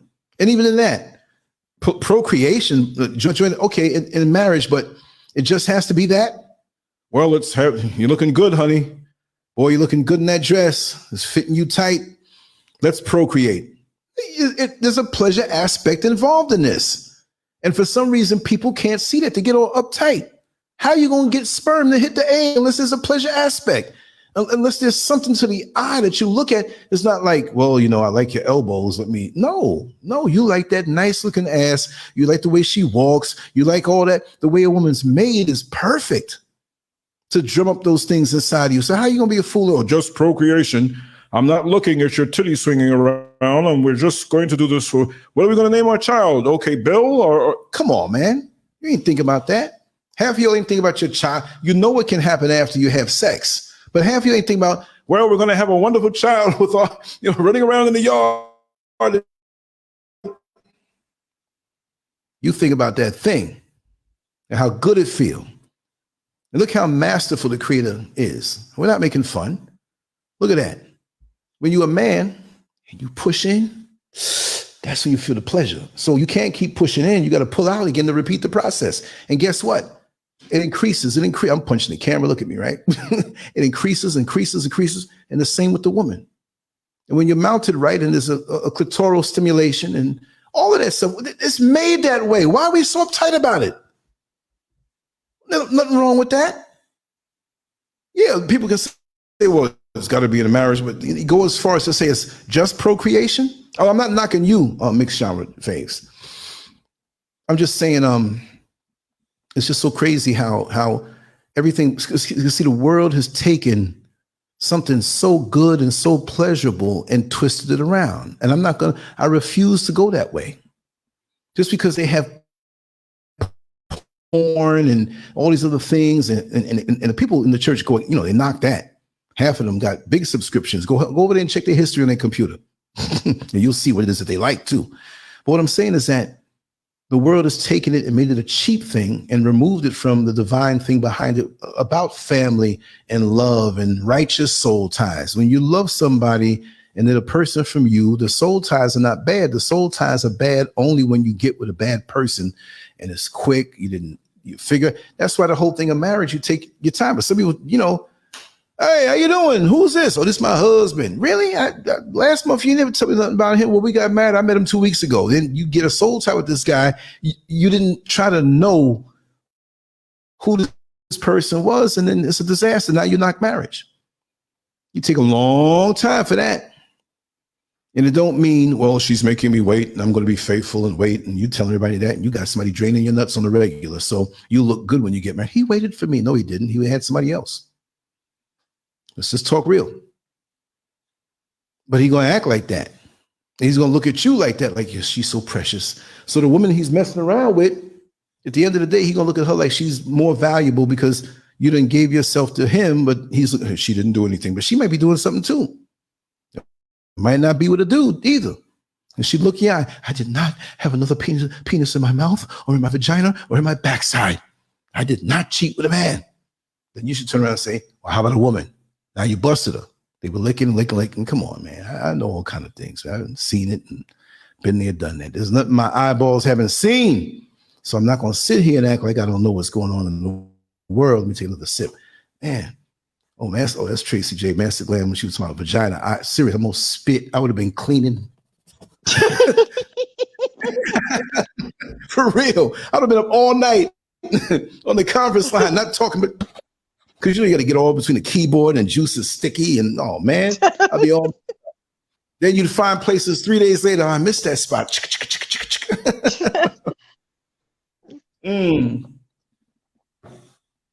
With a lot of these churches today, I think the majority of churches are messed up because of the pastor. It's like anybody can be a pastor these days.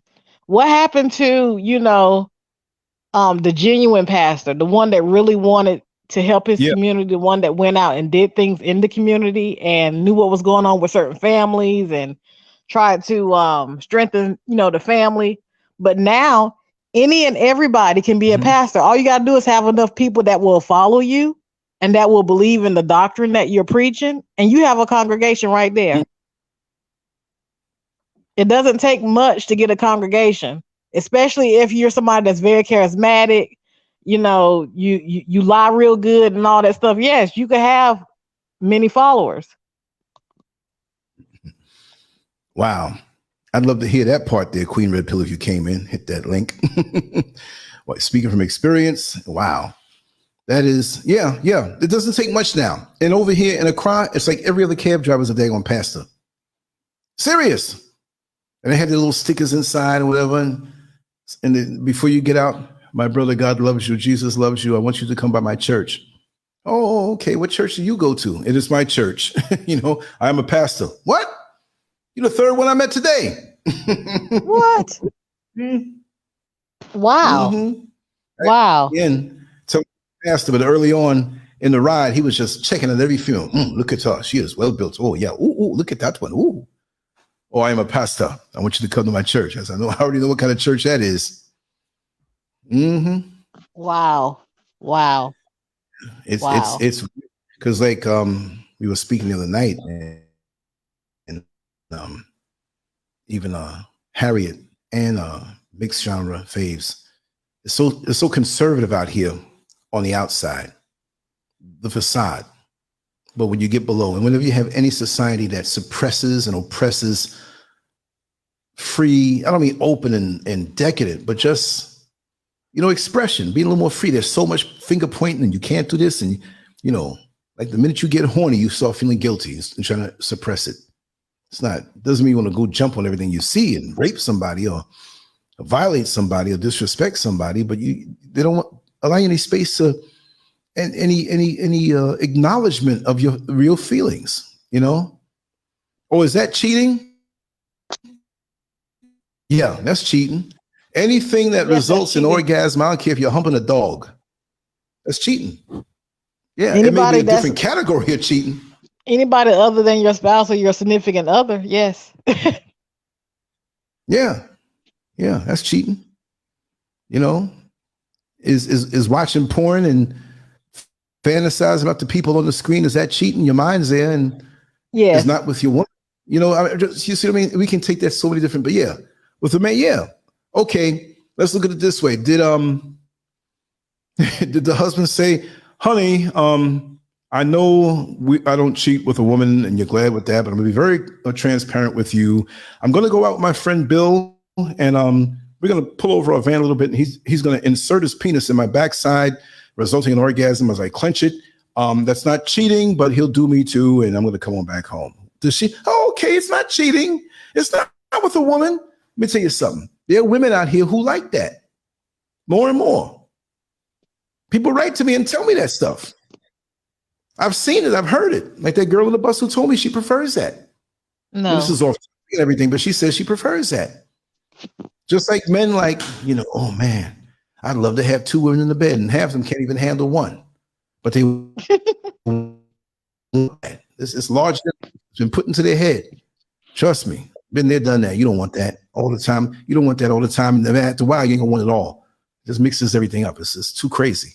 But yeah, they want that. And some women I've known want that. Told me graphically, this girl on the bus. I wish I can get in contact with her. She would come on. I was doing shows back then too. She said, I'm not gonna show my face, but I'm gonna tell you what I like. I'm like, wait, you said you like another man in the bed? I mean, just to do you or something like that? No, yeah, he can do me too. And that's the point. Both of them can do me. But when I'm down on that man and giving it up, I'm on my knees, the mouth thing. She says, I want to see my man come and kiss me on my neck, kiss me on the side of my face, open his mouth, and I'll plop it in his mouth and hold it for him too. Ooh, I love that. Hamada, hamada, hamada, hamada, hamada, hamada, hamada, hamada. I was embarrassed and she wasn't. And she was loud. Old man sitting there, he had headphones on, but he heard that. He might have had the headphones turned down, the ear hustle. That's what a lot of them old dudes do. They be bopping their head. Ain't no music in the headphone. And how I knew it? Because when she said that, he's, oh, hell no.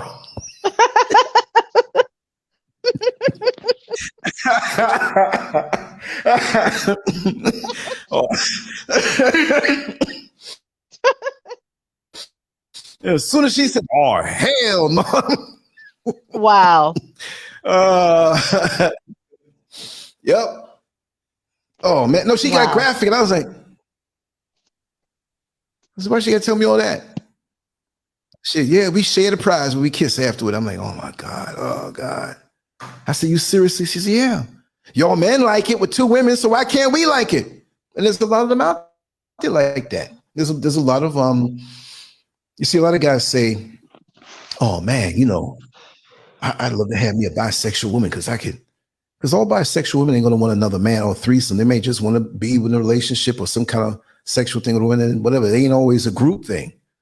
And they say that not knowing that because that woman, she herself is like that, she might like you to be like that. I've met a lot of that in my life. So Lance, you think we can? No, I'm sorry. I'll get down like that. The other thing there with you and your girl, nah. I've got to be the only dick in this party. Yes, that's right. It's crazy. Now, all of that mixed up, man. And that just leave it all alone. Leave it all alone. You start dipping in debt. Well, I'm just doing this and I'm just doing that. It's a slippery slope. It's a slippery slope. Pull you in. You look after a year, you're doing all kind of stuff. Got a gag ball in your mouth and a butt plug in your butt and just all kind of nipple clamps and all kind of electric things and ticklers and being whipped and that's too much. That is too much. That's what I'm trying to say. Yep. That's not even sex anymore. I would consider that torture. That's strange. It's a slippery slope. You know, that's what it is. Because your mind gets used to certain things and it's not balanced. If it is you're with your partner and you're thinking about family and you're thinking about love and you're getting the soul ties. Yeah, the normal stuff between two people is kinky enough. Oh man, it is. In a good way, in a natural way, in a simple way. When you go off the deep end reaching, for every action, there's a reaction. You know, if you lean one way, something else has got to come to, you know, especially with sex and soul ties and stuff like that. No. People forget about that. All the things that you're connecting with, all the people that they ever went to bed with, you know. And see, all the people in the church that has that problem with the soul ties, they're not getting healed from that stuff, and that's why they're so crazy. Yeah. And it's much more than just, oh, I have a soul tie to you, because imagine, I look at it this way. Like you have this rope, this invisible rope connected from you to the next person. If they're physically 1,000 miles away, it stretches. It always stays connected. So a lot of us got all of these ropes, these ties, these things. And if one person is angry and pissed off, you might feel that a little bit. The next person is twisted in their kink, you're going to feel a little way. So imagine the swirls of emotions and feelings and thoughts. Then they want to turn around and say, this person's bipolar. No, they might have a whole lot of soul ties you don't know about. Right? And so you have a soul tie with someone and you say, well, I'm going to shut down because I know they're out there doing their thing and I'm here and I've been faithful. So if I shut down, then it'll be all right. No, you're connected to that person from the soul tie you have with them. So when they're out there doing their thing and got the kink going on and the freakishness going on, it's directly connected to you. And so what are you going to do? Shut down more and shut down more and shut down more? It's too much. To have a clear mind is a wonderful thing. And not even to have a memory of certain things. I mean, from my wilder days, I got so many, you know, the soul ties have been healed up, but the memories, man, oh my God. You know, you see somebody that looks like somebody, it reminds you, ding, ding. So I'm walking through my day, ding, ding, ding, ding, ding, ding, ding, ding, ding, no, stay inside. Did you go outside when Mr. SCURV was in America? Did you go outside? I said, yeah, like 8 days ago. Not a week. With them dings. Flashbacks. There's one thing I agree with TD Jakes when he said about the sexual flash. Not necessarily sexual, but just scenarios. It may not be sex, it may be the soul tie connected to that person that reminds me of something else. Or that's why my mind, I can utilize that thing, the tremendous sense of recall, because my mind has seen so many things, my eyes have seen so many things, so I can just pull it down as I need it. And sometimes it's like rain. You know, it's okay when you're walking home, you don't have your umbrella, and you got a little boop, boop, it's drizzling, boop, I'll be home in time, boop, I ain't gonna get wet, boop, boop, boop, boop, boop, psh, and it's a whole storm. And now you're wet. If it's a woman, then she's wet. But now you oh, you caught that. Now you give up because it's like, I can't get no more wet than I am. You ever see a woman or a man walking home slow in the pouring down rain? And you never realize, well, you would think, why are they walking slow? It's raining. Because you inside dry. They can't get no more wet. Right, right. And they're probably still a few ways from home. They probably still far away from home anyway. So they're like, I'm going to get wet anyway. So I might as well just sit here and just. Exactly. Take my time.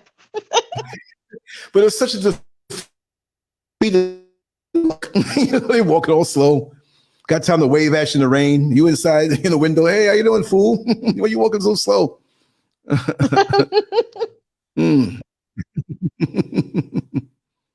And when here, sexual molestation in childhood can lead to a mental illness because so much emotion from the pain and the experience is suppressed as a defense mechanism. You are so right about that.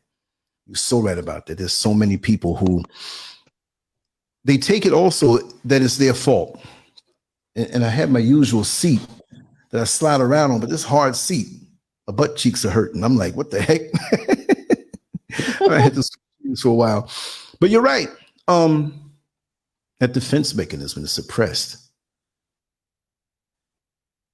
Yeah. And denial also. Denial is big time. Somebody can open up to you and share stuff with you, and you know that this is sacred. Not that what happened was sacred, but them open up to you and, you know, it's in confidence or whatever. And I've had it where sometime, like, you know, different individual I've known, male and female, you discuss stuff with them, you feel like, okay, you can open up this conversation because they took you there with it. And you say, you know, listen, about the thing we were talking about the other day, I was thinking about what you said. What do you mean what I said? Look at them like, you know, I don't want to say it, but your experience when you were young. What experience when I was young? Oh, gosh. Okay. Then like 3 years later, yes, I want to talk to you about what you did to me before, right? It was crazy. Right, right. Mm-hmm. I've personally experienced that from people. And I know that's how it can be so painful that you don't even want to. I mean, the next day with this individual, not to say I'm going to just be grilling you. I didn't. I was very much walking on eggshells, very sensitive, very, you know, I was so gentle. You could have held a candle up in front of me and the flame wouldn't have moved. You know what I mean? It wasn't right. like, you know? Let me see here. Tell me why Fort Lauderdale is flooded right now. Didn't I say it's like there's a storm? It's been so windy, cars floating down the road. No, yes. My sister-in-law lives down there. And it's going off down there. Is this targeted or something? I mean, I don't know. People say, well, yeah, you always think about something on that level. You have to these days. You don't know when it's going to come, where it's going to come from. You don't know where. Hail to the no. I got to check today. I know some people, of course, I know a lot of people, yourself included, but I want to check up on that. Most folks have preferred 6 was touching the Yeah, yeah. You're right, Queen Red Pill. Me by my older female cousin, 5 years old and 30-something years old. I didn't know why I was doing these things. I just know, you know, just keep going, you know, 5 years old. So I'm imprinted with all kind of things. No, I know that. I know that's what made me as wild as I've been, you know, but it wasn't traumatic. Like it was pain, but it just made me more promiscuous, which attracted all them other things and women, you know. I learned a lot in that, and I'm glad that I've been protected and clean and, you know, just to be there. Even today, Mrs. SCURV is home, and I took a walk out by the mall to pick up some things. We didn't cook tonight. We just got some vegan stuff from the restaurant up there. And I had messaged 2 people and just said, hey, you know, it's nice to take a walk. Not that you don't want to be with the person you're with, but when you're by yourself and you're at peace with yourself, and you could think and you could be free and, you know, you have fun with yourself. There's no turmoil on the inside. And I remember that feeling. I remember specifically, it was always my childhood, but even though those things happened to me, but I remember 17 years old walking through Manhattan, and I was high. I was always naturally high walking around anyway. But this day, I just wanted to be. I got up and I told my mother, I said, listen, I was off that day. I said, I'm just going to go out in the city and float. I'm going to keep calling you, checking in with you and stuff like that. My old girlfriend wasn't with me either. I was checking in with her like, yeah, I'm here, I'm there. You never know. Before the days of cell phones. And I remember being so at peace, time didn't matter. I was going to go home whenever I wanted to go home. And I got up, it was about 11 o'clock in the morning, and I left. Got in the city like 12 something. Didn't know where I was going. I just started walking real slow.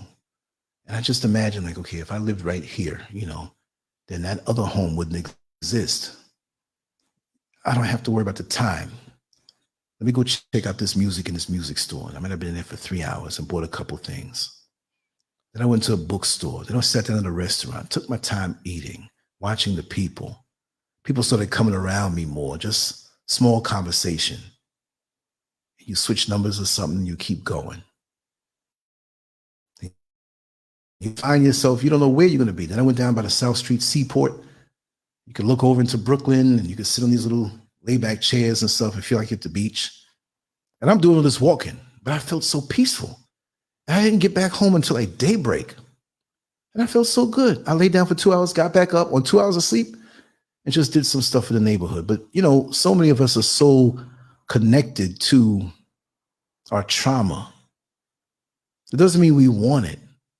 But when we're in denial of it, it's never going to go away. When we face it, it does bring a certain amount of pain because you got to reopen that wound to set it back right. It's like a broken bone that healed up wrong. You got to break it again to make it heal up back right. And many of us, we don't want to do that. It's too painful. Like I said, you'll see a stray dog walking funny out in the street, and his leg was broken and it looks broken, but it healed up the wrong way. So walking with a broken leg and walking crooked became normalcy for the dog. He's learned to live with the broken bone that healed wrong. A lot of us have learned to live with the trauma that we've gone through, and we live around it, because if we step on it or the memory of it, it brings us great pain. So therefore it controls us. See? So only when we face it and say, you know what? I got to re-break this bone, but reset it in the right way. Reset it in the right way and let it heal again. And then we'll realize the way we were walking crooked was really bad, because now that affected our spine. It affected the other legs of your dog. And I'm just saying, it affects everything, even you in the body, if something's off on a physical level, but on an emotional level, on a spiritual level, it is what it is. Wow. We're coming up on 2 hours. And I said I was going to do 2 hours and open up the conference line. How y'all feel about that? Let me get that number. Let me get that number. Because we can really go off, because I can feel the backed up words that people want to say. And Queen Red Pill, you come on in there too. So all of you, Miss D Nice, we know Master Glam, and Miss Genre will be there, and Tracy J, and I love them too. But I want to throw in some new people to get that energy out of them, because I'm going to kick back and listen. No, I'll be right there too for a little while, because we've been putting in some work. We've been putting in the work. Well, let me put this in here too. I don't think this is going to be enough space. I think I have 200 characters for the message. So let's put this message here. Conference line going to be lit tonight again. Yeah. Rape, sexual abuse, and most. Exactly. Exactly. Here we go. Here we go. That's a call-in number for the conference line. I was listening to it this morning, and I heard Tracy say, who came in here before me and beat me? I was like, wow. So it's like, it's like a race. Oh, that's so much fun. And I have another international call link in case you are out of the country. Okay, let me see if this is, the message is so long. I don't know if this is too many characters. Let's give it a shot. Or I'll just put the link up if it's too much. Okay, let's see. Master Glam. We have some good old conversations there. Let me see. This might break it up into two-part the messages. Let me see if it's not enough. Did it go through? Oh, went through good. Okay. And that's for the international calls. Landon Price. So yeah, I'm going to wrap this down, and we're going to go over to the conference line, and that's going to be unlimited until you drop. Bop till you drop. That's the all-you-can-eat verbal cerebral connection area. Talk until you can't talk no more. 5 hours coming, it cuts off, just call back again. Boom, here we are again. That's the beauty of it, you know. So anyway, again, I'm going to recap on that we had fun. We said a few things, you know. We spoke about the characters and the clowns of the church and stuff like that. We spoke on the serious things, but by no means was it a way of bashing any one religion or one sect of Christianity or any religion.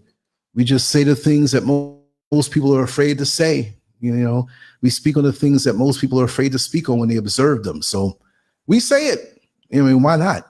You know, mental illness too can come about, I feel, when you can't express yourself, when you're not allowed to express your side of things and what you really see. So when children are in the place of a church and they're so young and they call out what they see, Mommy, how come the pastor wife be looking at you like she hates you sometimes? Shut up. You better listen to that kid. The kid's filters are not clogged or even removed. A lot of us don't have filters. A lot of us, our filters have been removed. So every bit of gunk goes in there and we accept it and turn our head, oh, the Lord gonna work it out. It don't work that way. You know what I mean? It don't work that way.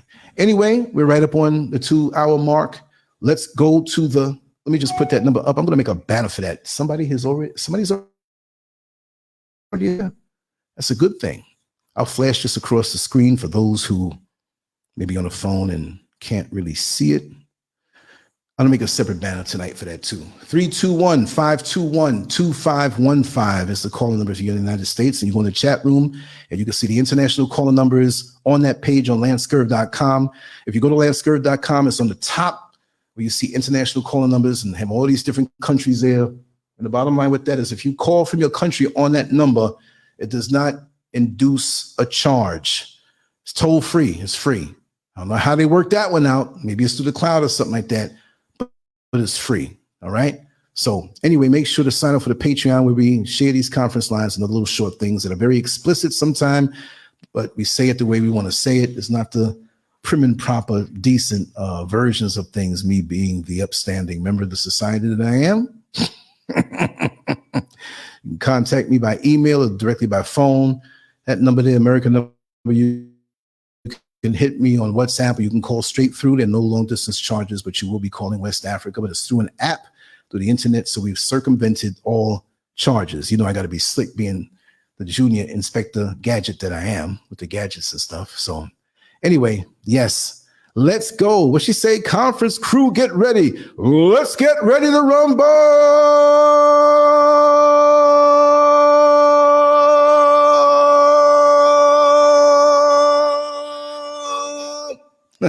I can go a lot more. I don't want to wake everybody up. Mr. What you doing? Are you crazy or something? Yeah. 5 hours plus. That's right. If you want to join the 5 hours plus conversation that's uninhibited, you better get on in there now. Somebody's in there now, you know? Yeah, Landon, I know you're going to be there. Tracy J, like she said, get ready. I'll be there, in and out. Yeah, I'll be listening. Sometimes I'm voyeuristic on my own conference line. Let me just shut up for a while. Let me listen. I'm like a peeping through the window. Nothing wild though. You know what I mean? Anyway, let me hear a little music here. I will sign on out. Yeah, let me play a second or two of this church music, right?